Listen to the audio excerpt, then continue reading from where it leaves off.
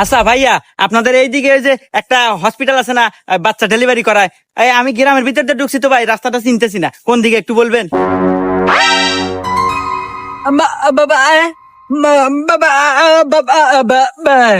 এ কি করে, কিছুই তো বুঝে না বোবা। এ ভাই, আপনি একটু কবেন কোন দিক দিয়ে যাবো? কি রে, হুমুন্দির কথা না আরো থেরা বেড়া।